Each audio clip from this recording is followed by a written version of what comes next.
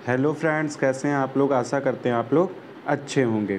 घटना चक्र का पार्ट सेकंड हो गया था, आज पार्ट थर्ड की बारी है। पार्ट थर्ड में क्वेश्चन नंबर सीआरपीसी का 80 है, ठीक है। 80 से पढ़ना है आज। तो आइए शुरू करते। तो 80 में क्या कहता था, 80 में जो आखिरी में वो क्वेश्चन मैं नहीं ला पाया हूँ क्योंकि वो दूसरे नेक्स्ट पेज पे था। तो क्या कहता है, सीआरपीसी में निम्नलिखित में से कौन सा कथन सही नहीं है। 80 ये कहता है, उसमें ये ए ऑप्शन ये दिया था कि जब कोई प्राइवेट व्यक्ति किसी व्यक्ति को गिरफ्तार करता है तो गिरफ्तार करने के साथ क्या वह तलाशी भी ले सकता है। पहला ऑप्शन ये था। दूसरा ये है कि न्यायिक कार्रवाई के अंतर्गत जांच तथा परीक्षण दोनों सम्मिलित हैं। मतलब जुडिशियल जो प्रोसीडिंग होती है उसके अंतर्गत इंक्वायरी और ट्रायल दोनों आते हैं। परिवाद किसी भी, ये सही है, हाँ, इंक्वायरी और ट्रायल दोनों आते हैं। इन्वेस्टिगेशन न्यायिक प्रोसीडिंग नहीं है, ये दिमाग में आप बैठा लेना। अगर इन्वेस्टिगेशन आता तुरंत ये क्वेश्चन गलत हो जाता, लेकिन यहाँ इन्वेस्टिगेशन नहीं है, इंक्वायरी और ट्रायल की बात कर रहा है। तो इंक्वायरी और ट्रायल की बात करेगा तो वो न्यायिक जुडिशियल प्रोसीडिंग होगी, न्यायिक कार्रवाइयाँ वो होंगी। नेक्स्ट आ जाओ। परिवाद किसी भी व्यक्ति द्वारा किया जा सकता है तथा यह आवश्यक नहीं है कि पीड़ित व्यक्ति ही परिवाद करे। सही बात है, पीड़ित व्यक्ति के प्रतिनिधि भी कर सकते हैं, उसके साथ जो परिवार में रह रहे हैं वो भी परिवाद कर सकते हैं। तो ये भी ऑप्शन सही है। चार्ज केवल वारंट केसों में विरचित किए जाते हैं। छोटे सम्मन वादों में आरोप पत्र की विरचना की आवश्यकता नहीं होती, ये भी सही है।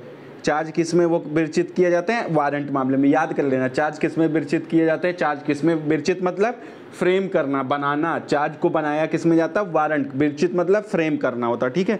अब आ जाओ, इसमें ए ऑप्शन होगा, गलत पूछा था। तो यानी कि जो प्राइवेट व्यक्ति गिरफ्तार कर सकता है वो तलाशी नहीं ले सकता। अब इसकी डिटेल पढ़ लेते हैं। सीआरपीसी 1973 की धारा 43 निजी व्यक्ति, यानी निजी मतलब प्राइवेट व्यक्ति, हम आप जैसे लोग को गिरफ्तार करने का अधिकार प्रदान करती। कौन सी धारा, 43 देती। ये याद कर लेना, क्वेश्चन पूछता है प्राइवेट व्यक्ति की गिरफ्तारी सीआरपीसी की किस धारा में दिया गया, 43। नए वाले में देख लेना, शायद 36 नए वाले में देखना याद नहीं आ रहा। अतः निजी व्यक्ति किसी अजमानतीय और संज्ञेय अपराध के कर्ता को या किसी उद्घोषित अपराधी को गिरफ्तार कर सकता है, परंतु यह उसकी तलाशी नहीं ले सकता। न्यायिक कार्रवाई के अंतर्गत जांच और परीक्षण दोनों आते हैं। देखो बता दिया, जांच और परीक्षण दोनों आते हैं। अब परिवाद पढ़ो। परिवाद किसी भी व्यक्ति द्वारा किया जा सकता है, चाहे वह पीड़ित हो या नहीं हो। आरोप केवल वारंट मामलों में ही विरचित किए जाते हैं। धारा 206 में छोटे मामलों में आरोप विरचित करने की आवश्यकता नहीं होती। कहाँ बताया गया, 206 में बताया गया। नेक्स्ट आ जाओ, क्या कहता है, कहता है कोई प्राइवेट व्यक्ति बिना वारंट के गिरफ्तार कर सकता है। हाँ सही है, कब गिरफ्तार कर सकता है ये भी जानो। कब आप किसी व्यक्ति को गिरफ्तार कर सकते हो वो जानोगे, तो ऐसे थोड़ी किसी को भी गिरफ्तार कर लोगे। अब वो कैसे है, वो ऑप्शन में देखो क्या पूछा। किसी भी व्यक्ति को जो उसकी उपस्थिति में संज्ञेय और अजमानतीय करता है, संज्ञेय और अजमानतीय अपराध करता है। किसी उद्घोषित अपराधी, और ए और बी दोनों, प्राइवेट व्यक्ति बिना वारंट के किसी भी व्यक्ति को गिरफ्तार नहीं कर सकता। तो ये गलत है। जब आप 43 पढ़ोगे तो इसमें ये दो कंडीशन दी गई, यही दो कंडीशन कहाँ दी गई है, 43 में दी गई। तो क्या हो जाएगा, इसका ऑप्शन सी ऑप्शन हो जाएगा। जब क्या बोलते हैं, उसकी उपस्थिति में, याद कर लेना, संज्ञेय अपराध करता। क्या करता है, संज्ञेय अपराध करता। और क्या करता है, प्लस अजमानती। ये नोट कर लेना, ये याद करना। प्राइवेट व्यक्ति तभी गिरफ्तार कर सकता है जब वो अजमानतीय और संज्ञेय अपराध किया हो, तभी वो गिरफ्तार कर सकता है, ठीक है। और दूसरा वो 82 में उद्घोषित अपराधी हो, 82 वाले में उद्घोषित अपराधी, तो वो गिरफ्तार कर सकता है। नेक्स्ट क्वेश्चन आ जाओ, क्या कहता है कि निम्न में से कौन सा कथन गलत है। तो अब गलत कौन सा कथन है वो देखा जाए। मजिस्ट्रेट एक व्यक्ति को गिरफ्तार कर सकता है, सही है, धारा 44 में। ये सब दिमाग में रखना। एक प्राइवेट व्यक्ति एक व्यक्ति को गिरफ्तार कर सकता है, ठीक है, ये भी सही है, 43 में। एक पुलिस अधिकारी एक व्यक्ति को गिरफ्तार कर सकता है, ये भी ठीक है। तो इसमें कौन सा डी, उपयुक्त में से कोई ऐसा नहीं है जो गलत है। तो कहता है धारा 41 के अंतर्गत दी गई परिस्थितियों में एक पुलिस अधिकारी अभियुक्त को बिना वारंट गिरफ्तार कर सकता है। धारा 43 का क्लास 1, एक प्राइवेट व्यक्ति किसी व्यक्ति को तब अरेस्ट कर सकता है जब उसके प्रेजेंस में या उसकी उपस्थिति में क्या किया हो, अजमानतीय और संज्ञेय अपराध किया हो। क्या किया हो ये याद कर लेना, मैं 50 बार बता रहा हूँ। कब प्राइवेट व्यक्ति गिरफ्तार कर सकता है, जब अजमानतीय और संज्ञेय अपराध किया हो तब वो गिरफ्तार कर सकता है। धारा 44 के क्लास 1 के अनुसार कार्यपालक मजिस्ट्रेट या न्यायिक मजिस्ट्रेट किसी भी व्यक्ति को स्वयं गिरफ्तार कर सकता है जिसकी उसने न्यायिक अधिकारिता के भीतर अपराध किया है। नेक्स्ट आ जाओ।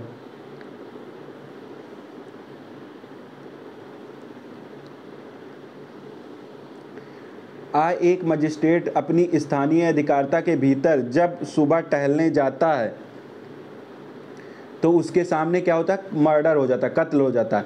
क्या वह अपराधी को स्वयं गिरफ्तार कर सकता है? बिल्कुल कर सकता है। 44 में उसको पावर देता। कुछ मत देखना दिमाग में, सीधे 44 बताना, हाँ मार देना। क्या कहता है 44(1) के अनुसार कार्यपालक, ये इसी वजह से धारा 4 बार कह रहा हूँ कि धारा दिमाग में कभी कभी केवल सेक्शन ही पूछ लेता है, सेक्शन मार के, इसी वजह से।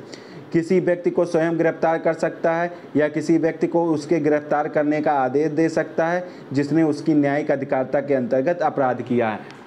आप लोग सोच रहे होंगे पुराना सर क्यों पढ़ा? पुराना इसलिए पढ़ा रहा हूँ कि कभी भी ये दिमाग में रखना, कभी भी अभी आप 2-4 साल 5 साल तक कभी भी आप मेंस दोगे, वो अगर आप पुराने के साथ नए को इंक्लूड करके लिख रहे हो तो एग्जामिनर का पॉइंट व्यू अच्छा हो जाएगा। वो आपको 2 नंबर लोगों से ज़्यादा ही देगा, कम नहीं देगा। इस वजह से पुराने और नए को कोशिश कितनी भी करो, पुराने और नए को साथ में लेके पढ़ने की कोशिश करो। केवल नया भी मत पढ़ो, केवल पुराना भी मत पढ़ो, दोनों साथ में पढ़ो। ठीक है, अब आ जाओ नेक्स्ट क्या कहता है? निम्नलिखित में से किसके मजिस्ट्रेट वारंट के बिना गिरफ्तार, किसको मजिस्ट्रेट वारंट के बिना गिरफ्तार कर सकता है? मजिस्ट्रेट के स्थानीय क्षेत्राधिकार के अंतर्गत अपराध करने वाला व्यक्ति, परंतु अपराध उस मजिस्ट्रेट की उपस्थिति में ना हो। मजिस्ट्रेट की उपस्थिति में कहीं भी अपराध करने वाला कोई भी व्यक्ति हो। मजिस्ट्रेट के स्थानीय अधिकारिता के अंतर्गत कोई भी व्यक्ति जिसकी गिरफ्तारी के लिए वारंट निर्गत किया जाए, निर्गत मतलब जारी किया करने हेतु मजिस्ट्रेट सक्षम है। मतलब वारंट जारी करने के लिए कौन है? मजिस्ट्रेट सक्षम, उपयुक्त में से सभी।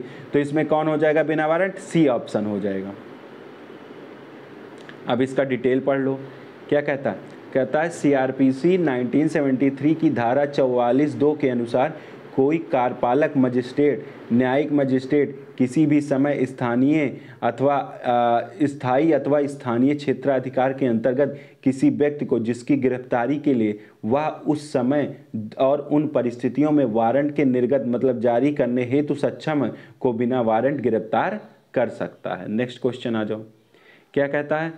कहता है जब एक न्यायिक मजिस्ट्रेट की उपस्थिति मतलब मौजूद में उसकी स्थानीय अधिकारिता के अंतर्गत कोई अपराध किया जाए, ऑफेंस किया जाता है, तब वह अपराधी को स्वयं अरेस्ट कर सकता है या अन्य व्यक्ति को गिरफ्तार करने के लिए दंड प्रक्रिया की संहिता धारा के किस धारा के अंतर्गत आदेश, देखो क्वेश्चन पूछ लिया, 44 के अंतर्गत वो आदेश दे सकता है। नेक्स्ट आ जाओ।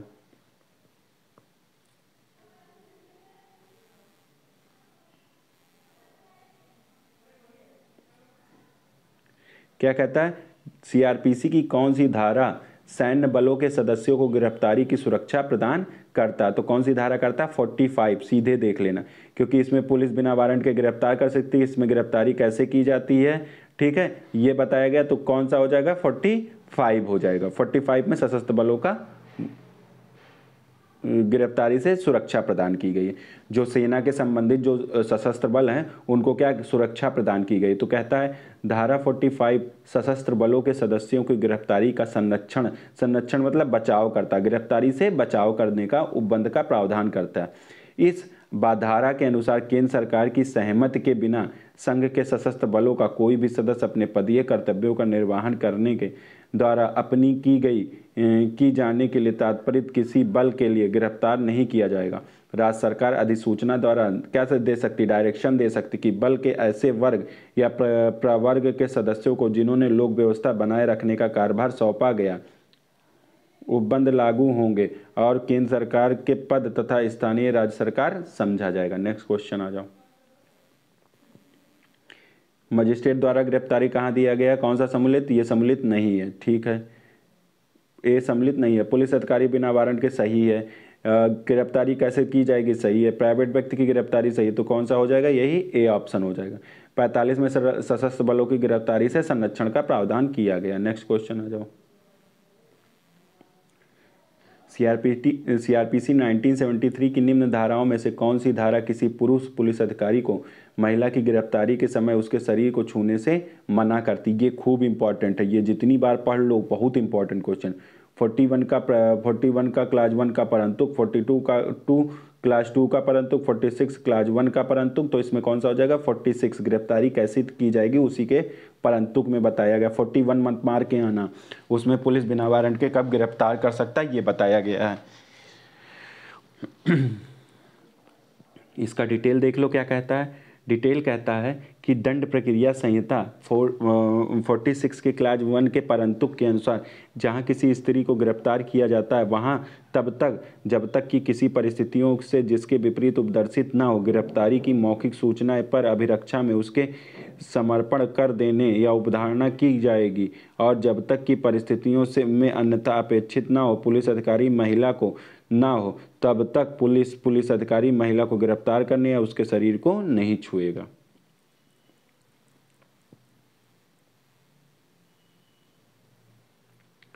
अब इसमें गलत उत्तर बताना, कौन सा गलत उत्तर है।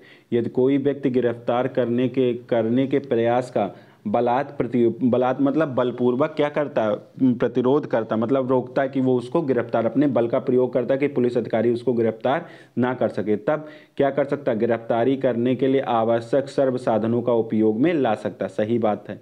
ऐसे व्यक्ति की जिसने कोई भी अपराध किया हो मृत्यु कारित कर सकता है। ये गलत है, कोई भी नहीं, ये याद कर लेना। मृत्यु कब कारित करेगा पुलिस अधिकारी, जब वो वही कहते हैं जब इनकाउंटर कब कर सकता है, इनकाउंटर में कब उसकी मृत्यु कारित कर सकता, कब मृत्यु कारित कर सकता, जब उसने लाइफ इम्प्रिजमेंट या डेथ सेंटेंस से पनिश किया गया हो, लाइफ इम्प्रिजमेंट या डेथ सेंटेंस से उसको पनिशमेंट किया गया हो, तभी उसकी मृत्यु कारित की जा सकती, नहीं तो उसकी मृत्यु कारित नहीं की जा सकती।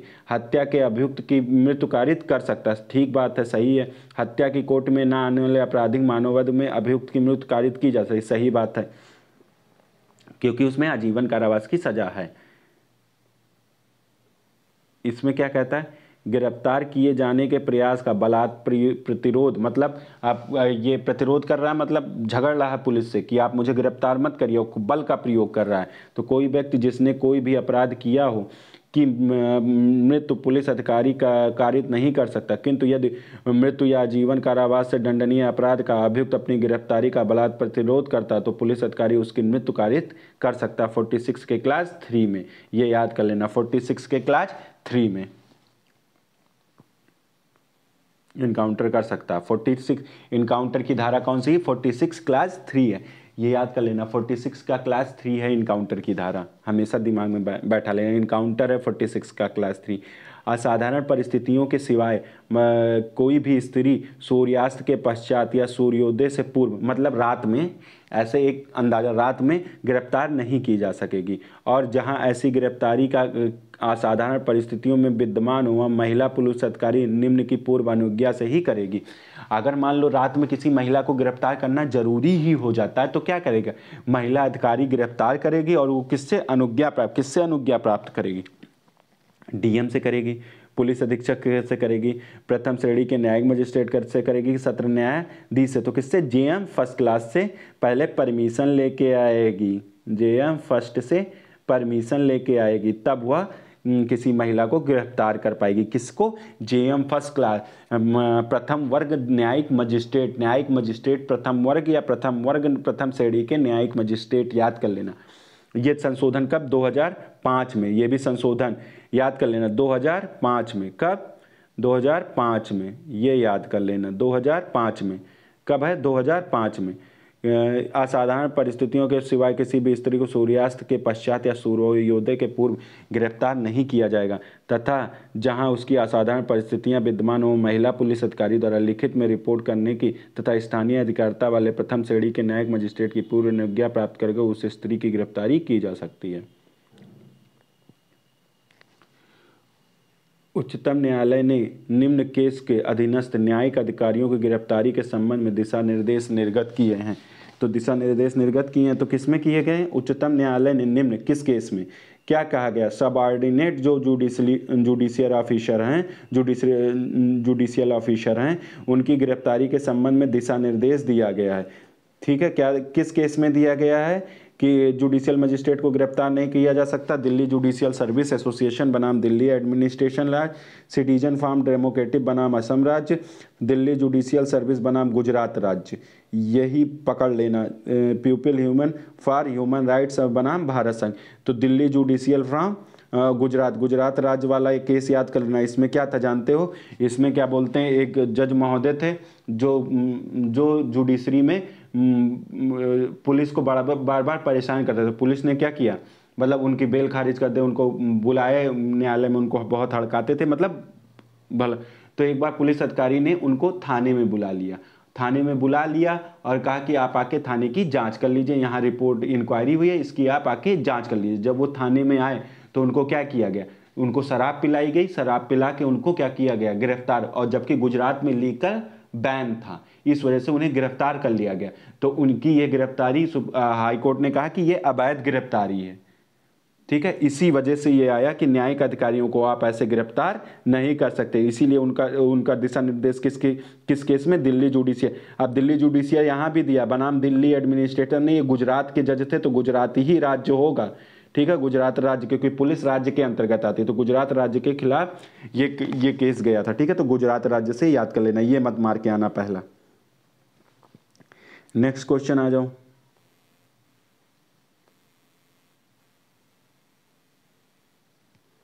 नेक्स्ट क्वेश्चन क्या कहता है? दंड प्रक्रिया संहिता की धारा 50 यह उपबंध करती है कि बिना वारंट गिरफ्तार व्यक्ति को गिरफ्तारी के आधार एवं यदि गिरफ्तार जमानतीय के लिए हुई हो तो उसके जमानत के अधिकार संसूचित किए जाएंगे। इस धारा के उपबंधों के अनुपालन का क्या प्रभाव है? क्या प्रभाव है? मतलब इससे संबंधित व्यक्ति की गिरफ्तारी एवं निरोध अवैध होगा। यदि इस धारा के उपबंधों को अनदेखा किया गया हो तो त्रुटि के बाद भी सुधारा जा सकता है। इससे संबंधित व्यक्ति की गिरफ्तारी एवं निरोध अवैध हो जाएंगे तथा गिरफ्तार व्यक्ति को अपनी रिहाई हेतु बंदी प्रत्यक्षीकरण समावेदन करने के लिए समर्थ बना देगा। यह मात्र प्रक्रियात्मक त्रुटि इस धारा के उपबंध के बहुत क्या है? सारवान है। तो इसमें कौन सा बंदीकरण प्रत्यक्षीकरण रिट जारी करा देगा? सी ऑप्शन हो जाएगा। धारा 50 के उपबंधों के अनुपालन के संबंध में व्यक्ति की गिरफ्तारी और निरोध अवैध हो जाएगा और व्यक्ति की गिरफ्तारी अपनी रिहाई है तो बंदी प्रत्यक्षीकरण रिट जारी करवा सकता। नेक्स्ट आ जाओ। गिरफ्तार निर्धन व्यक्ति के निःशुल्क विधिक सहायता एवं सूचित किए जाने के अधिकार को अब निर्धारित किया गया। किस केस में अब निर्धारित किया गया? MCS राव बनाम मैसूर राज्य, वर्गीस जान बनाम केरल राज्य, खत्री बनाम बिहार राज्य, ललिता कुमारी बनाम उत्तर। तो खत्री बनाम बिहार राज्य। ये किससे है? गिरफ्तार निर्धन व्यक्ति को, जो गरीब व्यक्ति अगर उसको गिरफ्तार किया गया तो उसको निःशुल्क विधिक सहायता, ठीक है, निःशुल्क विधिक सहायता का अधिकार उपलब्ध है। इसकी सूचना दी जाएगी। ये खत्री बनाम बिहार राज्य है। बिहार राज्य में यह है कि गिरफ्तार व्यक्ति निर्धन व्यक्ति को निःशुल्क विधिक सहायता एवं सूचित करने का अधिकार के निःशुल्क विधिक सहायता राज्य को करना होगा।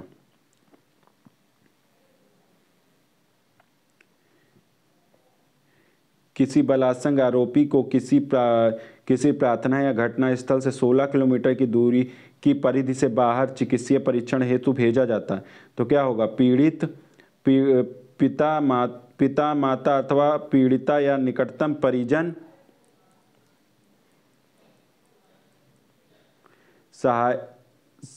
सहायक अभियोजन अधिकारी, पुलिस अधिकारी। तो इसमें कौन सा हो जाएगा? किसी पुलिस अधिकारी। धारा 53 का के बलात्संग के अपराधी, 53 का याद कर लेना, रेपिस्ट। इसमें रेपिस्ट का मेडिकल होता है। ठीक है, 53A रेपिस्ट का मेडिकल होता है। ठीक है, ये याद कर लेना। 53A हमेशा याद कर लेना, रेपिस्ट का मेडिकल है। अपराधी व्यक्ति क्या कहता है? बलात्संग के अपराधी व्यक्ति का चिकित्सा व्यवसायी द्वारा परीक्षण के बारे में उपबंध किया गया, जिसके अनुसार किसी बलात्संग अपराधी आरोपी को ऐसे व्यक्ति जो उपनिरीक्षक की पंक्ति से नीचे का नहीं, उपनिरीक्षक की पंक्ति से नीचे का नहीं है, घटना स्थल से 16 किलोमीटर की परिधि के भारत चिकित्सीय परीक्षण हेतु भेजा जा सकता है यदि आप विश्वास करने का उचित आधार है कि उसने अपराध के बारे में जानकारी मिलेगी। नेक्स्ट क्वेश्चन आ जाओ। नेक्स्ट कहता है डॉक्टरी के परीक्षक में कौन से विषय अपनी रिपोर्ट दर्ज नहीं कर सकता?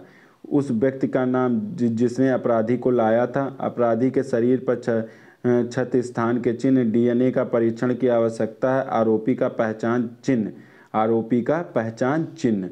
इसमें क्या कहा गया, आप पढ़ो इसको डिटेल में, ये बहुत इंपॉर्टेंट। 53 का के अनुसार डॉक्टरी के परीक्षक के निम्न विषय अपने अभियुक्त का और उस व्यक्ति का जो उसे लाया नाम और पता होगा, ठीक है। अभियुक्त की आयु होगी, अभियुक्त के शरीर पर चोट के निशान यदि कोई हो तो डीएनए प्रोफाइल करने के लिए अभियुक्त के शरीर से ली गई सामग्री का वर्णन होगा, उचित ब्यौरा सहित अन्य तात्विक विशिष्टियाँ होंगी। इस प्रकार उपयुक्त कथनों में आरोपी के पहचान चिन्ह का उल्लेख नहीं किया जाएगा, इंपॉर्टेंट है। नेक्स्ट आ जाओ। सीआरपीसी की कौन सी धारा गिरफ्तार व्यक्ति की शिनाख्त का प्रावधान करता है? अब इसको इंडियन एविडेंस की धारा 9 से जोड़ लेना, धारा सेक्शन 9 से जोड़ लेना, वहाँ भी शिनाख्त परेड की ही बात की गई। यहाँ कहाँ पहचान होगा, 54 का में होगा। तो रेड विथ किस में कर लोगे, 44A में कर लेना, 9 को 44A, ये एविडेंस की धारा, ये सीआरपीसी की धारा है। 44A में धारा 44A दंड प्रक्रिया संहिता 2005 द्वारा अंततः स्थापित की गई है। इस धारा के अंतर्गत गिरफ्तार व्यक्ति की शिनाख्त संबंधी प्रावधान किया गया। कहाँ किया गया है? शिनाख्त मतलब क्या होता है, पहचान होता है, याद कर लेना। शिनाख्त मतलब क्या होता है, पहचान होता है। किस चीज़ की पहचान, किसी व्यक्ति की, किसी वस्तु की, कोई एविडेंस की क्या करना है, पहचान करना। तो किस में पहचान करता है, 54A में पहचान करता है। पहचान किस में करता है, याद कर लो, 54A में पहचान, 54A में। 9 वाला जो था वो 54 में दिया है यहाँ सीआरपीसी में।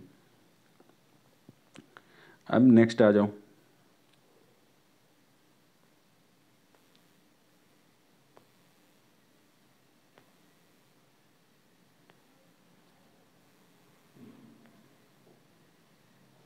क्या कहता है, बंदी व्यक्ति के स्वास्थ्य की सुरक्षा संबंधी उपबंध।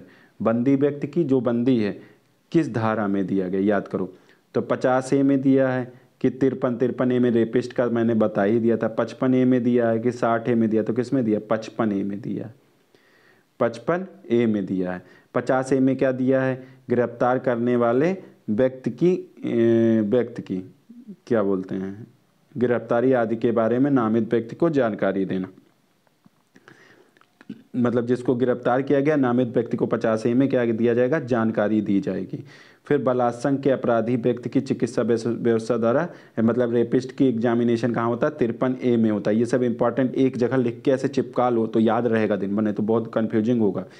55 का में क्या है, गिरफ्तार व्यक्ति के स्वास्थ्य और सुरक्षा, मतलब गिरफ्तार व्यक्ति जिसको की गई उसकी स्वास्थ्य और सुरक्षा की जिम्मेदारी हो गई। किसकी, स्वास्थ्य और सुरक्षा। हेल्थ और प्रोटेक्शन, गिरफ्तार व्यक्ति का, किसका, गिरफ्तार अभियुक्त का सेल्फ, अभियुक्त क्या हेल्थ और प्रोटेक्शन, अभियुक्त का हेल्थ और प्रोटेक्शन की कहाँ होता है, 55A में होता है। 60A में गिरफ्तारी का कठोरता से संहिता द्वारा किए गए उपबंधों में प्रावधानित करती है। ठीक है, नेक्स्ट आ जाओ।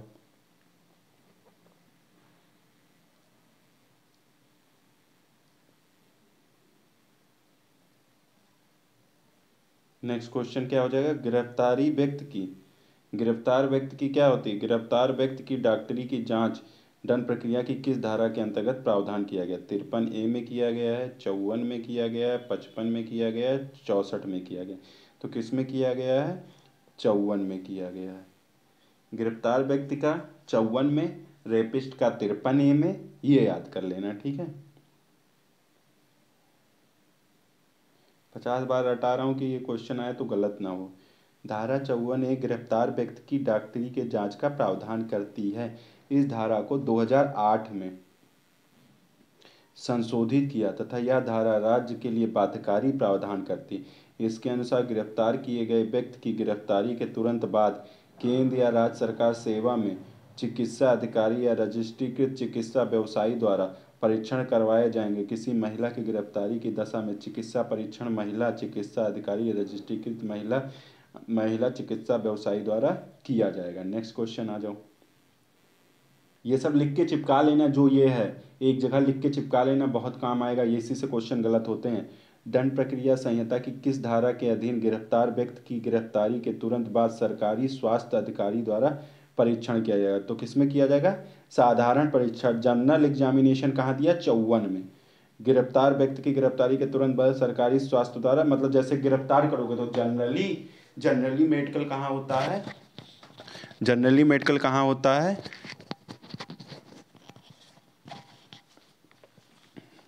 जनरली मेडिकल कहाँ होता है? जनरल मेडिकल कहाँ होता है? मेडिकल एग्जामिनेशन कहाँ होगा? वो होगा आपका 54 में। नेक्स्ट आ जाओ। गिरफ्तार व्यक्ति की पहचान करने के संबंध में दंड प्रक्रिया संहिता 1973 का कौन सा उपबंध? 53A, 54, 55A, 55A, 54A, 55A। तो कौन सा हो जाएगा? 54A। 54A में क्या है? रेपिस्ट की गिरफ्तार व्यक्ति की 53A में है, यही देखो गलत हो रहा है। 53A में रेपिस्ट का है, 54 में गिरफ्तार व्यक्ति की पहचान है, ठीक है। और फिर 54 में सिंपल क्या बोलते हैं, वो है मेडिकल एग्जामिनेशन है। जनरल एग्जामिनेशन जो मेडिकल होता है वो 54 में दिया है। देखो ये नोट कर लेना। 54A में क्या है? गिरफ्तार व्यक्ति की पहचान की जाएगी। इसमें 54A में क्या है? पहचान है। 54A क्या है? ए है 54A, तो इसको आइडेंटिफिकेशन हो जाएगा, ऐसे याद कर लो। पहचान मतलब आइडेंटिफिकेशन करना। 53A में क्या है? बलात्संग। अब 53 और ए है। 53 में रेपिस्ट, 3 रेपिस्ट से आ जाओ, इसको रेपिस्ट से याद कर लेना। रेपिस्ट का इसमें क्या है? एग्जामिनेशन। 53A में रेपिस्ट का एग्जामिनेशन। 54 में क्या है? 54 में क्या है? जनरल है। साधारणतः किसी व्यक्ति को गिरफ्तार करेगा तो साधारण नियम ये है कि उसका क्या होगा? Medical examination. और 55A में क्या है? गिरफ्तार किए गए व्यक्ति का स्वास्थ्य और सुरक्षा, हेल्थ और प्रोटेक्शन किसमें? 55A में दिया गया। तो 53A में क्या दिया गया? रेपिस्ट का। 54A में क्या पहचान की जाएगी, और 54 में फिर क्या दिया गया है? साधारण उसका एग्जामिनेशन किया जाएगा, मेडिकल एग्जामिनेशन। 55A में उसके स्वास्थ्य और सुरक्षा का। नेक्स्ट आ जाओ।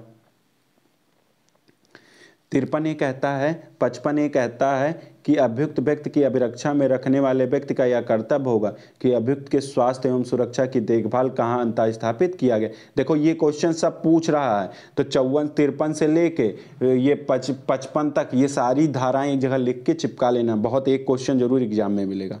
CRPC के अधिनियम 2005 द्वारा, CRPC के अधिनियम 2008 द्वारा, CRPC के अधिनियम 2010 द्वारा, CRPC का संशोधन अधिनियम 2013 द्वारा। तो कब किया गया था इसे किया था 2008 में किया गया था, 2009 से लागू हुआ था। तो 8 में किया गया था, लागू होने की डेट भी कभी कभी उस टाइम एग्जामों में पूछता था, 31/12/2009, 31/12/2009 में। नेक्स्ट आ जाओ। नेक्स्ट क्या कहता है कि निम्नलिखित में से दंड प्रक्रिया संहिता 1973 की कौन सी धारा दंड विधि संशोधन 2013 के द्वारा अंतः स्थापित नहीं की गई? मतलब 2013 द्वारा अंतः स्थापित नहीं की गई है। 198 का part B, 357B, 357C, 55A। तो कौन सा नहीं किया गया? 55A। ये 2008 में ही कर दिया गया था, ठीक है। बाकी सब कब किया गया? 2013 में। 198B, 357B, 357C। 1973 के संशोधन 2013 में कौन कौन सा? 158, ये सब किया गया। और 55A कहाँ किया गया था? 2008 में अंतः स्थापित। नेक्स्ट आ जाओ। निम्नलिखित में से कौन सा सही है? पुलिस अधिकारी द्वारा वारंट के बिना गिरफ्तार करने के व्यक्ति को बिना किसी अनावश्यक विलंब के मजिस्ट्रेट के समक्ष जाएगा, ठीक है। मजिस्ट्रेट के विशेष आदेश से किसी के स्थान से मजिस्ट्रेट के न्यायालय तक यात्रा के आवश्यक समय का अपवर्जन करते हुए बिना वारंट गिरफ्तारी किए गए व्यक्ति की पुलिस अभिरक्षा 24 घंटे से अधिक नहीं होगी। पुलिस अधिकारी द्वारा जमानती अपराध में गिरफ्तार व्यक्ति को बिना किसी बंधपत्र या जमानत के क्या उन्मोचित किया जाएगा? उपयुक्त में से सभी। तो इसमें कौन सा हो जाएगा? पहला ऑप्शन हो जाएगा। नेक्स्ट आ जाओ।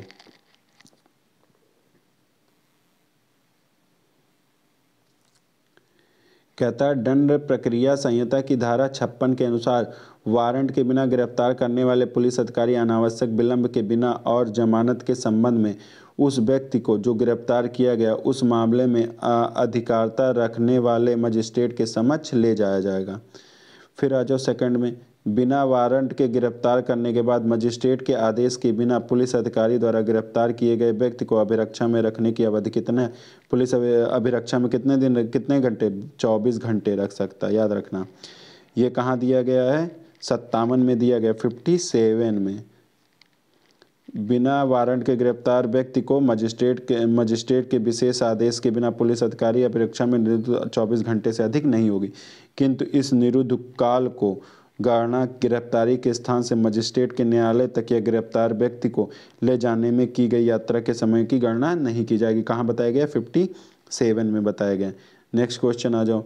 थाने के भारसाधक अधिकारी सभी व्यक्तियों की गिरफ्तारी की जो बिना वारंट के गिरफ्तार किए गए रिपोर्ट करेगा। मुख्य न्यायिक मजिस्ट्रेट को, जिला न्यायाधीश को, राज्य सरकार को, जिला मजिस्ट्रेट को। किसको रिपोर्ट करेगा? जिला मजिस्ट्रेट को। जिला मजिस्ट्रेट को एक लिस्ट बना के भेजेगा। कौन भेजेगा? कि क्या बोलते हैं, इन व्यक्तियों को गिरफ्तार किया गया। ये किससे जोड़ा गया? DK बसु का एक केस आया था, उस केस से इसे जोड़ा गया है। धारा 58 के अंतर्गत पुलिस थानों के भारसाधक अधिकारी का यह दायित्व है कि वे अपने थानों में बिना वारंट गिरफ्तार किए गए व्यक्ति की सूचना जिला दंडाधिकारी या DM को या उसके निर्देश पर देने वाले उपखंड मजिस्ट्रेट को देंगे, चाहे इस प्रकार गिरफ्तार व्यक्ति द्वारा जमानत ले ली हो या नहीं। इस प्रावधान का उद्देश्य जिला मजिस्ट्रेट को गंभीर अपराधों से अवगत कराना तथा पुलिस की शक्तियों का उचित प्रयोग सुनिश्चित करना है। क्या कहता है? CRPC की धारा 58 पुलिस थाने का भारसाधक अधिकारी वारंट के बिना गिरफ्तार किए गए सब व्यक्तियों की मामलों की रिपोर्ट किसे भेजेगा? जिला मजिस्ट्रेट को भेजेगा।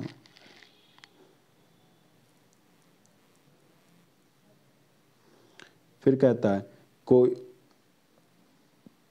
यदि कोई व्यक्ति विधिपूर्ण अभिरक्षा से निकल भागता है तो वह व्यक्ति जिसकी अभिरक्षा से वह निकल भागा है उसको तुरंत पीछा कर सकता है और संबंधित थाने की सीमाओं में, जिले की सीमाओं में, राज्य की सीमाओं में और भारत में किसी भी स्थान में उसे गिरफ्तार कर सकता है। तो भारत में किसी भी स्थान पर उसे गिरफ्तार कर सकता है। ये कहाँ दिया गया?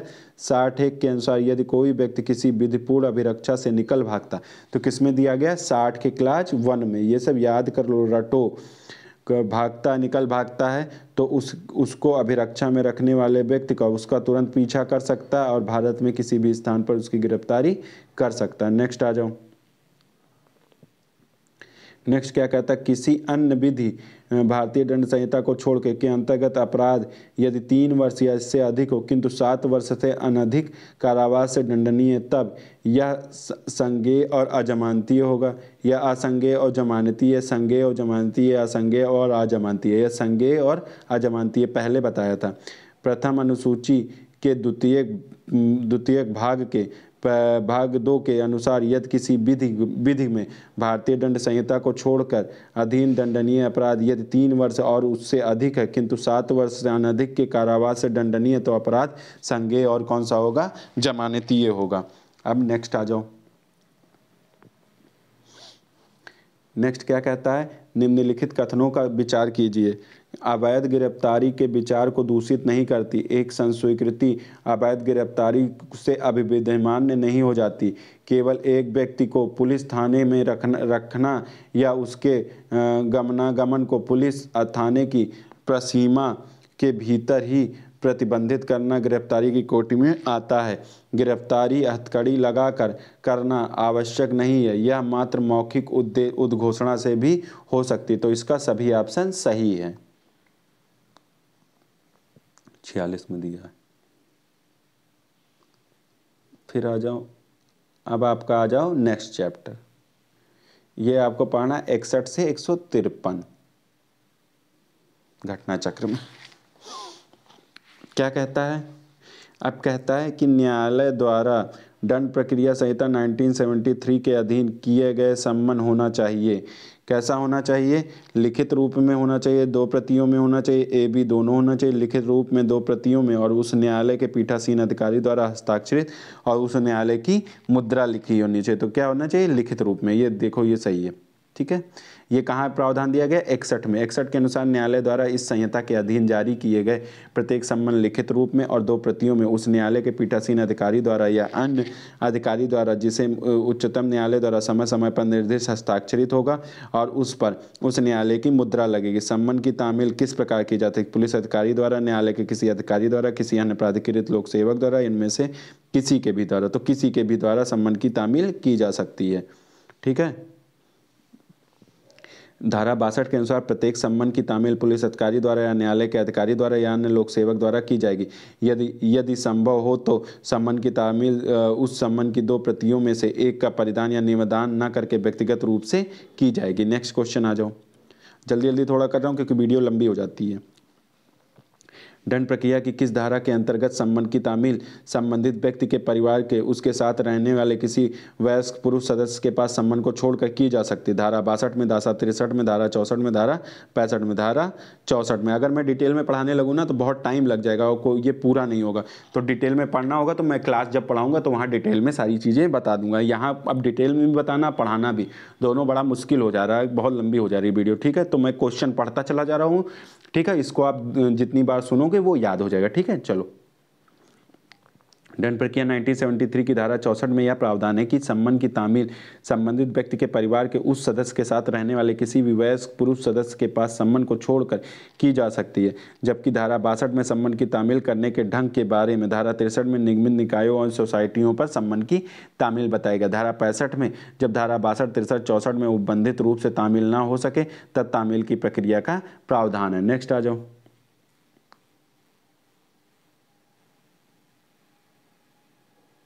नेक्स्ट क्या कहता है? दंड प्रक्रिया संहिता 1973 में सरकारी सेवक पर सम्मन की तामील का उपबंध किस धारा के अंतर्गत किया गया? धारा 66 में, धारा 64 में, धारा 67 में, धारा 63 में। किस में किया गया? धारा 66 में किया गया। इसका क्या है?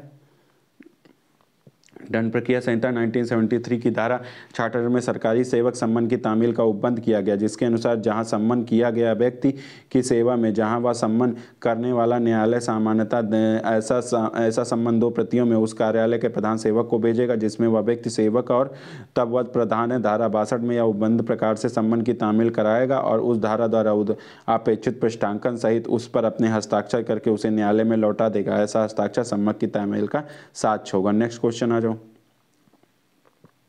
इसमें क्या बताना है? गलत उत्तर बताना है। एक विधिमान वारंट निम्नलिखित में आवश्यक विधिमान मतलब जो लीगल रूप से सही हो। आवश्यक तत्व, इसे लिखित होना चाहिए, ठीक है, लीगल रूप से सही है। इसे न्यायालय के पीठासीन अधिकारी द्वारा हस्ताक्षरित होने चाहिए, ठीक है। इसमें न्यायालय की सील लगी होनी चाहिए। इसमें अभियुक्त का नाम होना चाहिए परंतु उसका पता लिखना आवश्यक नहीं है। पता लिखना भी आवश्यक है, यानी कि डी ऑप्शन गलत हो जाए। 70(1) के अनुसार प्रत्येक वारंट लिखित और न्यायालय के पीठासीन अधिकारी द्वारा हस्ताक्षरित तथा उस पर न्यायालय की मुद्रा लगे। विकल्प डी के अलावा सभी सही हैं। ये क्या हो? ये क्या है? 70 में दिया गया। सेक्शन जरूर याद कर लेना, 70 में दिया गया है। अब आ जाओ डांडिक न्यायालय मतलब डांडिक न्यायालय द्वारा गिरफ्तारी का वारंट प्रबलित होता है तो कब होता है? 1 वर्ष के लिए, 5 वर्ष के लिए, 20 वर्ष के लिए, जब तक वह रद्द नहीं किया जा सकता। यही पकड़ना, जब तक वह रद्द नहीं किया जा सकता तब तक वो वारंट जारी रहेगा, प्रबलित रहेगा। जब तक उस वारंट को रद्द जारी नहीं किया जाए उसकी कोई समय सीमा नहीं होती। जब तक उसको रद्द नहीं किया जाएगा तब तक वो जारी रहेगा। धारा 72 के अनुसार प्रत्येक वारंट तब तक परिवर्तन में रहेगा जब तक कि उसे जारी करने वाला न्यायालय द्वारा रद्द न कर दिया जाए या निष्पादित न कर दिया जाए। नेक्स्ट क्वेश्चन आ जाओ।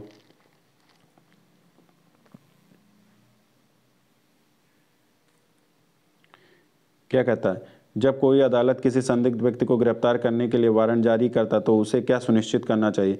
प्रतिबिंबों की संख्या, प्रतिबिंबों की बाध्य राशि, तारीख और समय जिस पर अपराधी को अदालत में हाजिर होना, उपयुक्त सभी। तो उपयुक्त सभी। धारा 71 के अंतर्गत जब कोई अदालत किसी संदिग्ध व्यक्ति को गिरफ्तार करने के लिए वारंट जारी करती है तो पृष्ठांकन निम्नलिखित बातों में होना चाहिए। प्रतिबिंबों की संख्या, व रकम। क्या क्या चीज़ लिखी जाएगी ये याद कर लेना, ये खूब इंपॉर्टेंट है।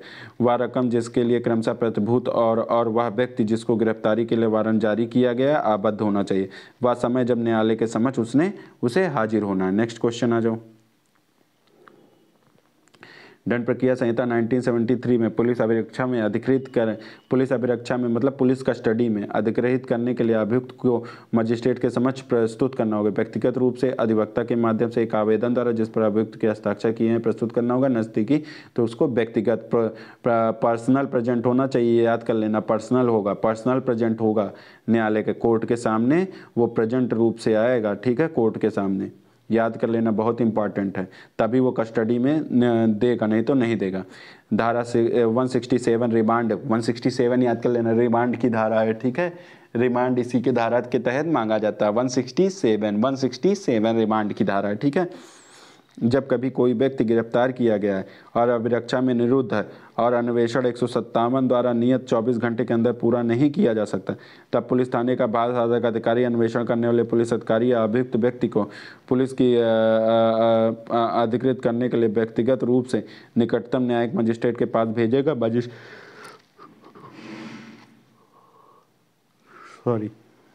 अभियुक्त के पुलिस की अभिरक्षा में इतनी अवधि तक 15 दिनों से अधिक का नहीं होगा, निरुद्ध किया जाएगा, प्राधिकृत कर सकता है। नेक्स्ट क्वेश्चन आ जाओ। एक गिरफ्तारी का वारंट का निष्पादन किया जाता है उस पुलिस स्टेशन की अधिकारिता में जो उसका निष्पादन कर रहा है, उस न्यायालय की अधिकारिता में जिसने उसे जारी किया, भारत में कहीं भी, उस राज्य की क्षेत्र अधिकारिता में, भारत में कहीं भी। निष्पादन एग्जीक्यूशन वारंट का कहीं भी हो सकता है, ठीक है, एग्जीक्यूशन कहीं हो सकता है, लेकिन किसके नाम वारंट पुलिस के नाम जारी होगा तो अपने अधिकार क्षेत्र, जो अधिकार के क्षेत्र में पुलिस आती है उसी के नाम वो वारंट जारी होगा, ये याद कर लेना, ये अंतर है दोनों में। दंड प्रक्रिया संहिता की धारा 77 में वारंट के निष्पादन के संबंध में प्रावधान करती है। धारा 77 के अनुसार गिरफ्तारी का वारंट भारत में, ये तो कहाँ बताया गया है, गिरफ्तारी का वारंट भारत के स्थान पर कहीं भी निष्पादन किया जा सकता है, कहीं भी उसका एग्जीक्यूशन किया जा सकता है। वारंट का एग्जीक्यूशन भारत में कहीं भी किया जा सकता है, 77 में बताया गया है। नेक्स्ट क्वेश्चन आ जाओ। Transit remand. अब देखो ट्रांजिट रिमांड का अर्थ क्या होता है। एक कैदी को एक जेल से दूसरे जेल में अंतरण, एक आपराधिक मामले में एक न्यायालय से दूसरे न्यायालय में अंतरण, एक अभियुक्त का एक राज्य पुलिस द्वारा दूसरे राज्य से ले जाया जाना, वह अभियुक्त को न्यायालय जेल में ले जाना। ट्रांजिट रिमांड मतलब एक राज्य से दूसरे राज्य में ले जाना। जैसे मुख्तार अंसारी था, पंजाब की जेल से ये यूपी की जेल में लाया गया था, तो किसके थ्रू लाया गया था, ट्रांजिट रिमांड था वो, ठीक है। जब किसी अभियुक्त को एक राज्य की पुलिस द्वारा न्यायालय के आज्ञा से दूसरे राज्य में ले जाया जाता तो इसे क्या है, ट्रांजिट रिमांड कहते हैं, इसे ट्रांजिट रिमांड कहते हैं। नेक्स्ट क्वेश्चन आ जाओ। सीआरपीसी की किस धारा के तहत जो व्यक्ति वारंट के निष्पादन से बच रहा है तो उसे फरार घोषित किया जा सकता है। धारा 81 में, धारा 82 में, धारा 83 में, धारा 84 में। तो किसमें उद्घोषित अपराधी, प्रोक्लेम्ड अफेंडर किसमें है, प्रोक्लेम्ड अफेंडर किसमें है, धारा 82 में। प्रोक्लेम्ड अफेंडर किसमें, धारा 82, खूब पूछता है, ये याद कर लेना। धारा 82 के अनुसार यदि किसी न्यायालय को चाहे साक्ष्य लेने के पश्चात या लिए बिना यह विश्वास करने का कारण है कि कोई व्यक्ति जिसके विरुद्ध उसने वारंट जारी किया फरार हो गया है या अपने आप को छिपा रहा है, जिससे ऐसे वारंट का निष्पादन नहीं किया जा सकता, तो ऐसा न्यायालय उसे यह अपेक्षा करने वाला लिखित उद्घोषणा प्रकाशित कर सकता है कि वह व्यक्ति निर्दिष्ट स्थान में या निर्दिष्ट समय पर जो उस उद्घोषणा के प्रकाशन की तारीख में कम से कम 30 दिन के पश्चात होगा, हाजिर होगा। नेक्स्ट क्वेश्चन आ जाओ। किसी कारावास में यदि आरोपी गिरफ्तार न होने के लिए अपने को छुपाता है तो अदालत में क्या निर्देश दे सकता है, कुर्की के आदेश दे सकता है, उद्घोषणा के आदेश दे सकता है, जारी किए गए वारंट को छपवाने का निर्देश दे सकता है, क्या कर सकता है, प्रोक्लेमेंट उद्घोषणा का निर्देश दे सकता है। यदि अभियुक्त गिरफ्तार न होने के लिए अपने को छिपाता है जिससे वारंट का निष्पादन नहीं हो तो धारा 82 के अंतर्गत उसको क्या उद्घोषणा जारी की जाएगी। नेक्स्ट क्वेश्चन आ जाओ।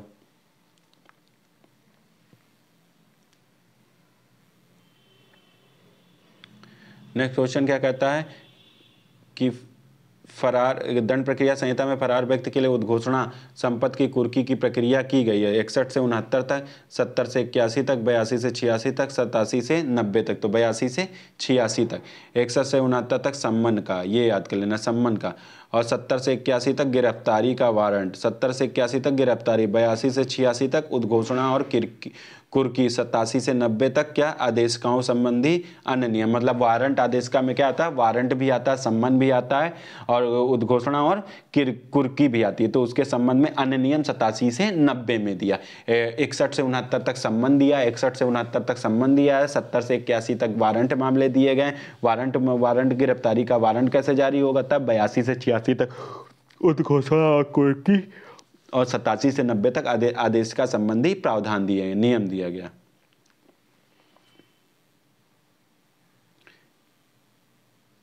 नेक्स्ट क्वेश्चन क्या है,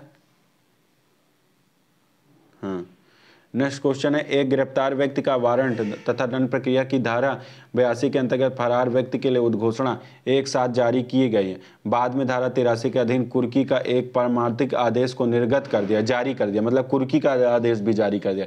इन आदेशों की वैधानिकता क्या होगी, सभी आदेश पूर्णतया वैधानिक है, ठीक है। 82 के अधीन आदेश वैधानिक है, वैधानिक है, परंतु 83 के अंतर्गत आदेश अवैधानिक है।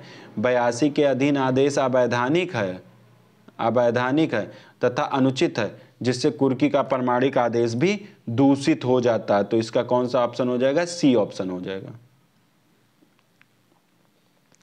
क्या कहता है, पढ़ो। धारा 82 के अंदर आदेश अवैधानिक तथा अनुचित है, मतलब अवैधानिक मतलब लीगल नहीं है और अनुचित है, प्रॉपर भी नहीं है। अनुचित मतलब प्रॉपर भी नहीं है, जिससे कुर्की का प्रमाणिक आदेश भी दूषित हो जाता है। जब 82 वाला आदेश दूषित हो गया तो कुर्की का आदेश अपने आप दूषित, अगर आपने उद्घोषणा गलत कर दी है तो कुर्की का आदेश भी जो 83 में होता है वो भी गलत हो जाएगा, ये दिमाग में बैठा लेना। तो वास्तव में धारा 82 के अधीन फरार व्यक्ति की उद्घोषणा तभी जारी की जा सकती जबकि अभियुक्त व्यक्ति के विरुद्ध वारंट पूर्व में जारी। तो उद्घोषणा देखो, वो उद्घोषणा कब, जब पूर्व में वारंट जारी होगा तभी उद्घोषणा, जब उद्घोषणा की प्रक्रिया हो गई है तभी कुर्की होगा। ये नहीं कि डायरेक्ट आप कुर्की करोगे, पहले उसका वारंट जारी होगा, फिर उद्घोषणा हो गया, फिर क्या होगा, कुर्की होगा। अब आ जाओ नेक्स्ट। नेक्स्ट क्या कहता है, simultaneous issue of warrant and the proclamation under CrPC is the legal, illegal, depends none of the above. तो इसमें क्या हो जाएगा, इलीगल हो जाएगा, ठीक है। दंड प्रक्रिया संहिता 1973 की धारा 82 के अधीन फरार व्यक्ति की उद्घोषणा तभी जारी की जा सकती है जब अभियुक्त के विरुद्ध वारंट पूर्व में जारी किया जा चुका है। विष्णुदयाल बनाम इम्परर के वाद में यह अब निर्धारित किया गया कि उद्घोषणा जारी करने के पूर्व न्यायालय को चाहिए कि वह वारंट की तामील करने वाले अधिकारी का परीक्षण करे अथवा किसी अन्य रीति से अपने को संतुष्ट कर ले कि गिरफ्तारी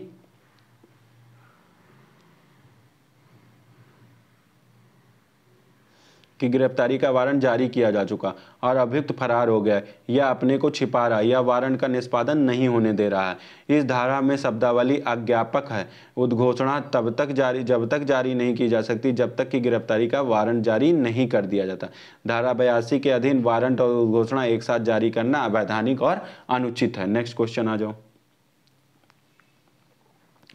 period of appearance for proclamation issue under section 82। Proclamation किसमें, 82 के तहत होता है। CrPC in not less than 15 days, 13 days, 16 days, 19 days. तो कितने, 30 डेज होगा तभी प्रोक्लेम इशू होगा, ठीक है। अब इसका पढ़ लो डिटेल।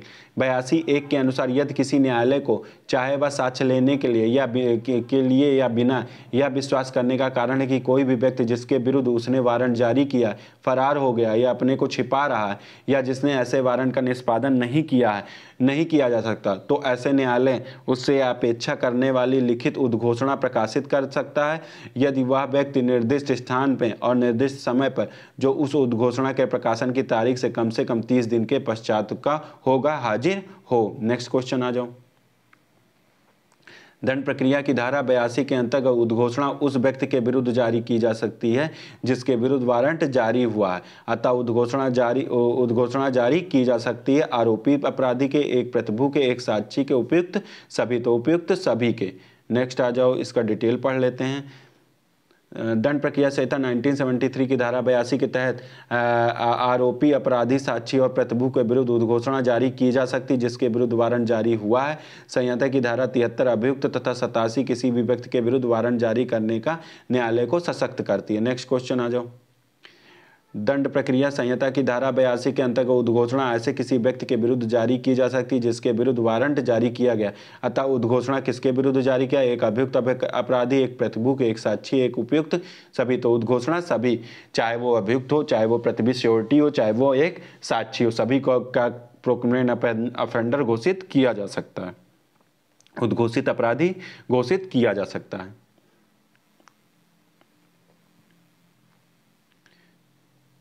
क्या कहता है? दंड प्रक्रिया संहिता 1973 की धारा 82 के तहत ऐसे आरोपी, अपराधी, साक्षी और प्रतिभू के विरुद्ध उद्घोषणा जारी करने की जा सकती जिसके विरुद्ध वारंट जारी हुआ हो। संहिता की धारा 73 अभियुक्त की धारा 87 तथा किसी भी व्यक्ति के विरुद्ध वारंट जारी करने के लिए न्यायालय के में को सशक्त करती है। नेक्स्ट आ जाओ।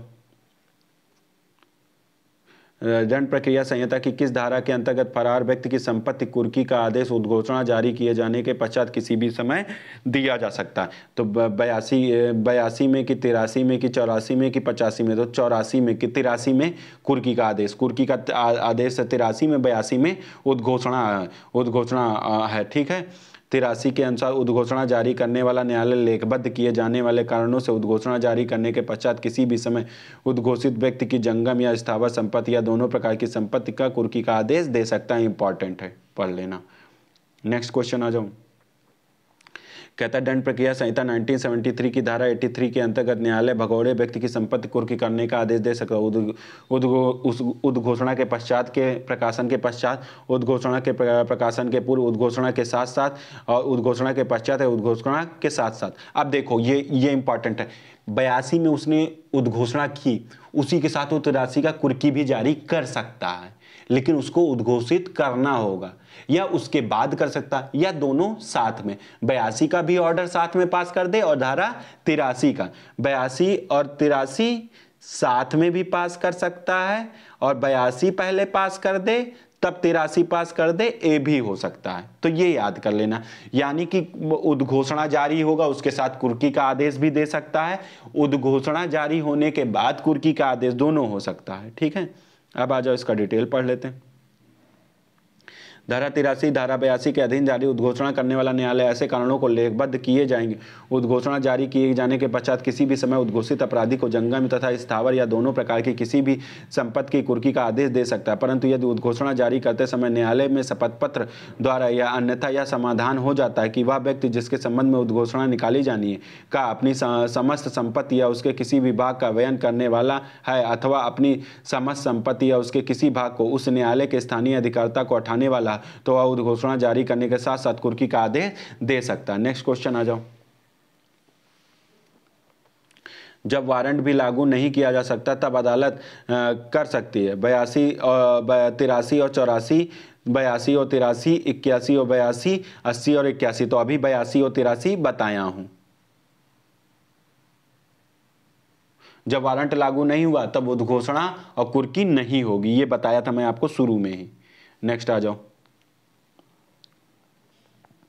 क्या कहता है? एक उद्घोषित व्यक्ति जिसकी संपत्ति कुर्की की गई है, कुर्की की तारीख से निम्न अवधि के भीतर हाजिर होने पर संपत्ति अथवा विक्रय के शुद्ध आगमों का दावा कर सकता है, पार्टों का दावा कर सकता है। कुर्की के 6 महीने जो उसका भाग कुर्की किया गया है उस पर दावा कर सकता है, मतलब आपत्ति कर सकता है। कुर्की के 6 माह के अंदर, कुर्की के 2 वर्ष के भीतर, कुर्की के 3 वर्ष के भीतर, कुर्की के 1 वर्ष के भीतर। तो 2 वर्ष के भीतर, ये खूब इंपॉर्टेंट है। 2 वर्ष के भीतर वो ऑब्जेक्शन कर सकता है, ये याद कर लेना। जब उसको, अब इसका देख लो डिटेल, पहले इसको सही कर देता हूं।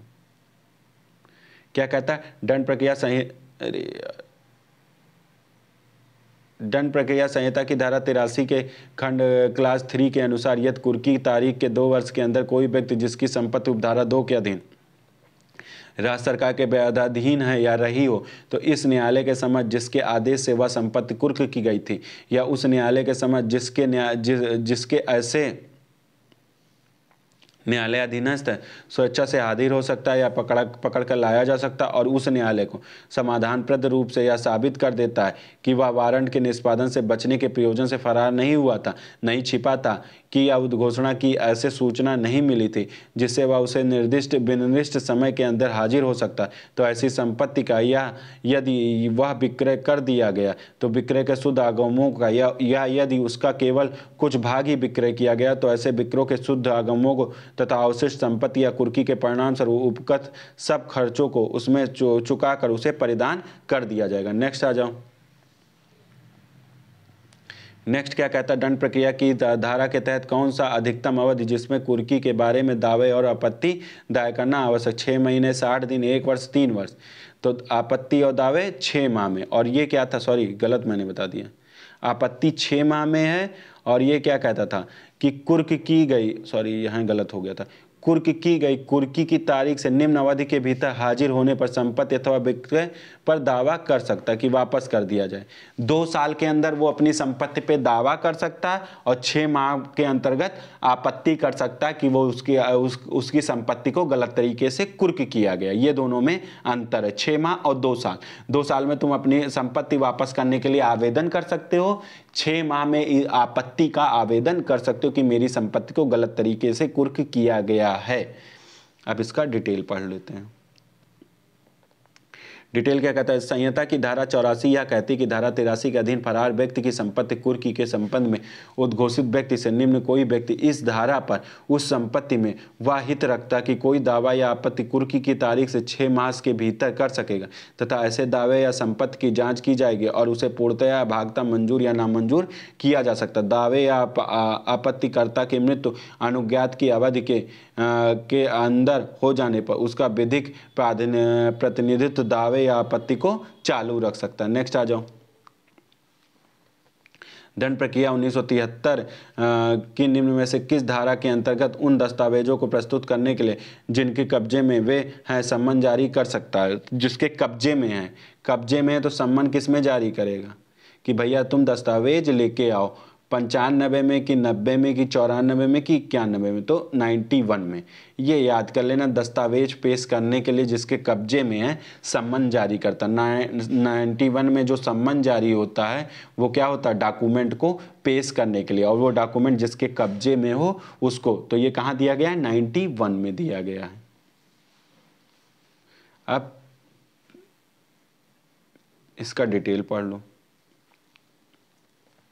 डिटेल क्या कहता है कि सीआरपीसी का सेक्शन 19(1) दस्तावेज या अन्य चीज़ों को पेश करने के लिए सम्मन जारी करने से क्या है, संबंधित, जुड़ा हुआ है। किससे संबंधित है कि किसी चीज़ को पेश करने के लिए या किसी दस्तावेजों को पेश करने के लिए।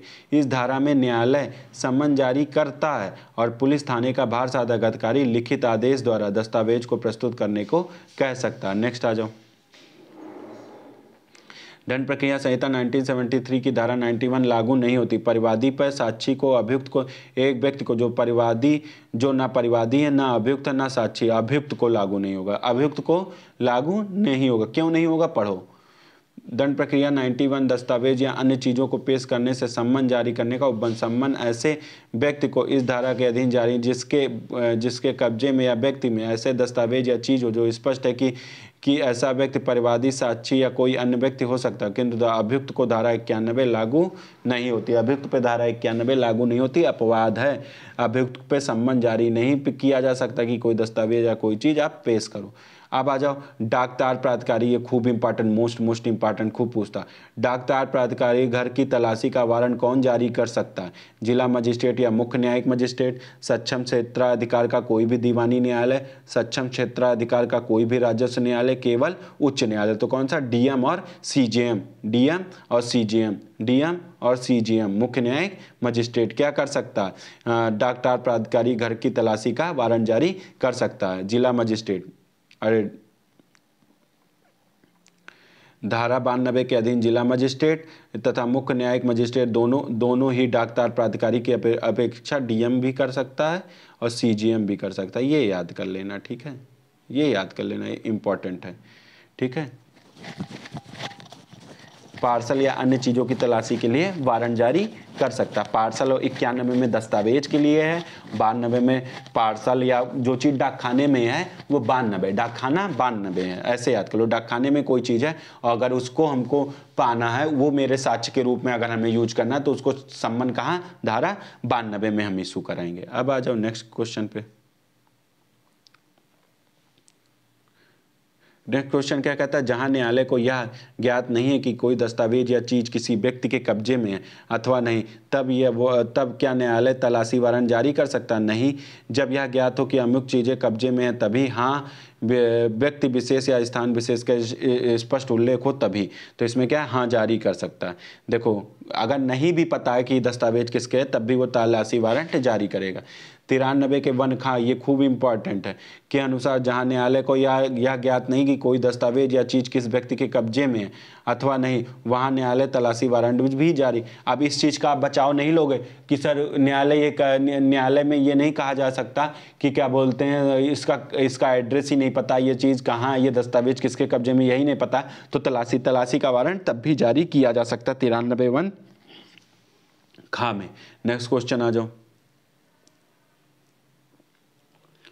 नेक्स्ट क्या कहता है, अपराध प्रक्रिया संहिता की किस धारा के अंतर्गत तलाशी वारंट जारी? 93, 95, 100, 105।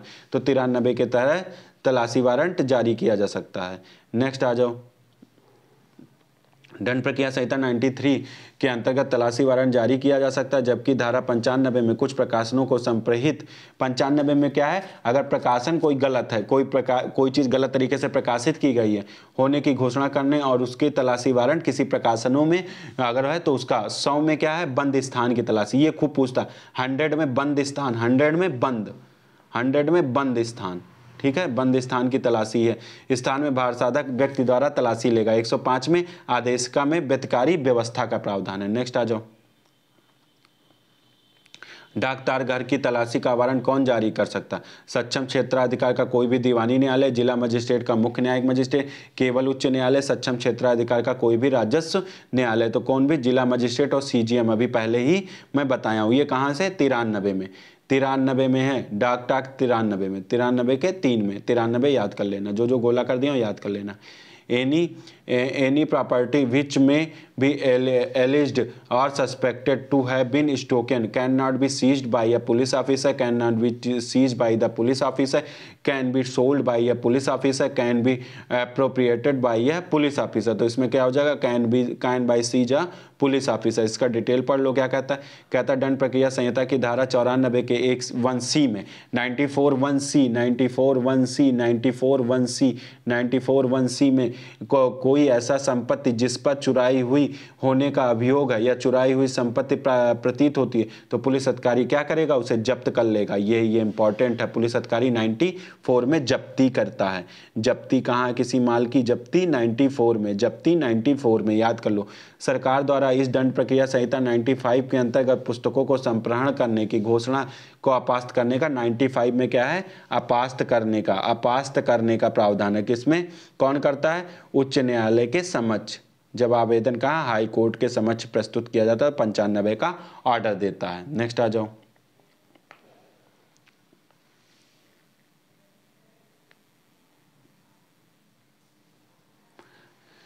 दंड प्रक्रिया संहिता की धारा 96 के अनुसार किसी भी ऐसे समाचार पत्र, पुस्तक या अन्य दस्तावेज जिसके बारे में धारा 95 के अधीन संप्रहण की घोषणा की गई, कोई हित रखने वाला व्यक्ति उस उद्घोषणा को राजपत्र के प्रकाशन की तारीख के 2 माह के अंदर उस घोषणा को इस आधार पर अपास्त करने के लिए उच्च न्यायालय में आवेदन कर सकता है। इंपॉर्टेंट है। नेक्स्ट आ जाओ,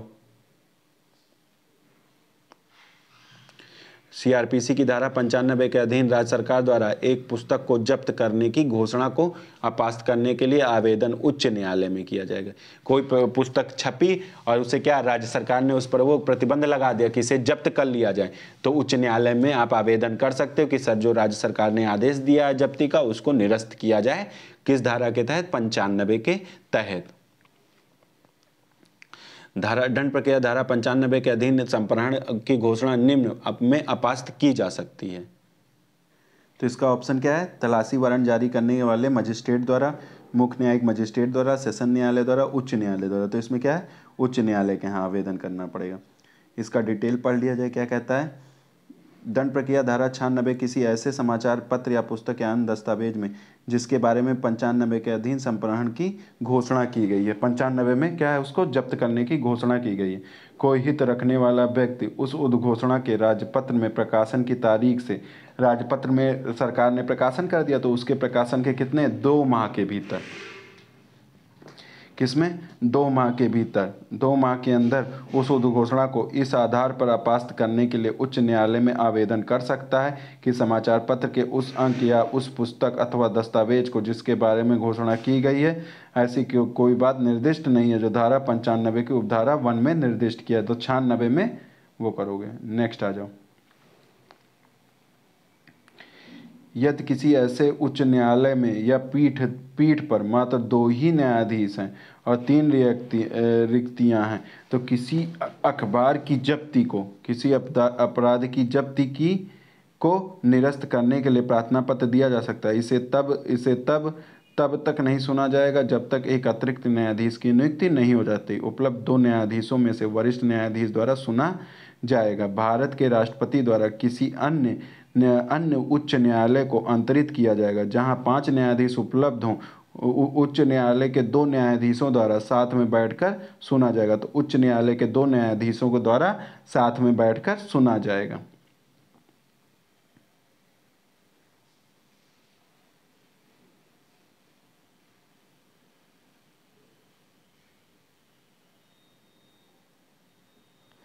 दंड प्रक्रिया धारा 1973 की धारा 96(2) के अनुसार जहां उच्च न्यायालय में 3 या अधिक न्यायाधीश हैं वहां ऐसे प्रत्येक आवेदन उच्च न्यायालय के 3 न्यायाधीशों से बनी विशेष पीठ द्वारा सुना अवधारित किया जाएगा। और जहां उच्च न्यायालय में 3 से कम न्यायाधीश हैं वहां ऐसे विशेष पीठ में उस उच्च न्यायालय के सभी न्यायाधीश होंगे। अतः प्रश्न के अनुसार उस न्यायालय में 2 न्यायाधीश हैं जो कि साथ में बैठकर सुनेंगे। अतः विकल्प डी सही है। नेक्स्ट क्वेश्चन आ जाओ। ये खूब पूछता 97, ठीक है। दंड प्रक्रिया 97 के अनुसार निम्नलिखित में से कौन तलाशी वारंट जारी नहीं कर सकता? जिला मजिस्ट्रेट, उपखंड मजिस्ट्रेट, प्रथम वर्ग मजिस्ट्रेट, सत्र न्यायालय। तो कौन नहीं कर सकता? सत्र न्यायालय नहीं कर सकता। धारा 97 के अनुसार जिला मजिस्ट्रेट, उपखंड मजिस्ट्रेट, प्रथम वर्ग न्यायिक मजिस्ट्रेट विधि विरुद्ध निरुद्ध किए गए व्यक्ति की तलाशी, इसमें क्या है अब याद कर लेना, 97 में किसकी? व्यक्ति की तलाशी है। तलाशी हेतु वारंट, अतः 97 के अधीन सत्र न्यायालय तलाशी वारंट नहीं जारी कर सकता है। अब आ जाऊं, दंड प्रक्रिया में कौन सा प्रावधान बंदी प्रत्यक्षीकरण रेट देख लो, पूछ लिया है बेस कॉर्पस 97 को कहते हैं। दंड प्रक्रिया संहिता 1973 की धारा 97 के अंतर्गत मजिस्ट्रेट द्वारा सदोष परिरोध व्यक्ति की तलाशी के लिए जारी किया जाने वाला वारंट बंदी प्रत्यक्षीकरण रिट जैसा ही है जिसे मजिस्ट्रेट के आदेश में निर्दिष्ट पुलिस अधिकारी के माध्यम से दोष परिरुद्ध व्यक्ति का उन्मोचन कराया जाता। उल्लेखनीय है कि भारत में पति और पत्नी को पुनः प्राप्त करने के लिए प्रायः बंदी प्रत्यक्षीकरण के स्थान पर 97 के अधीन उपचार का प्रयोग करता है। 96 में संप्रहरण की घोषणा को अपास्त करने के लिए उच्च न्यायालय में आवेदन का प्रावधान है। 93 में तलाशी वारंट कब जारी किया जा सकता है? 91 के तहत किसी अन्वेषण, जांच या विचारण के किसी अन्य कार्रवाई के सुसंगत दस्तावेज या चीज को रखने वाले उन्हें प्रस्तुत करने के लिए न्यायालय द्वारा सम्मन अथवा अन्वेषणकर्ता, जांच अधिकारी, पुलिस थाने के भार साधक अधिकारी को आदेश करने के लिए शक्ति दी गई है। नेक्स्ट आ जाओ। क्या कहता है? सदोष परिरोध में रखे गए व्यक्ति के लिए तलाशी के लिए तलाशी वारंट कौन जारी कर सकता है? डीएम दिया है, एसडीएम दिया है, नहीं कौन जारी कर सकता है? मजिस्ट्रेट दिया है और या सभी, तो इसमें सभी जारी कर सकते हैं। ये इंपॉर्टेंट है, ठीक है। आज के लिए बस इतना ही। आपको ये सीरीज कैसी लगी प्लीज़ कमेंट करके बता दीजिएगा और प्लीज़ इसके शेयर और लाइक और सब्सक्राइब कर दीजिएगा और अपने दोस्तों में शेयर कर दीजिएगा अगर मेरी मेहनत आपको अच्छी लगी तो, ठीक है। कुछ सब्सक्राइबर तो बढ़वा दीजिए, इतना मेहनत करता हूँ, थोड़ा बहुत सब्सक्राइबर बढ़वा दीजिए तो अच्छा लगता है, मुझे भी फिर मेहनत करने का और मन करेगा। तो प्लीज़ रिक्वेस्ट है। Okay, thank you.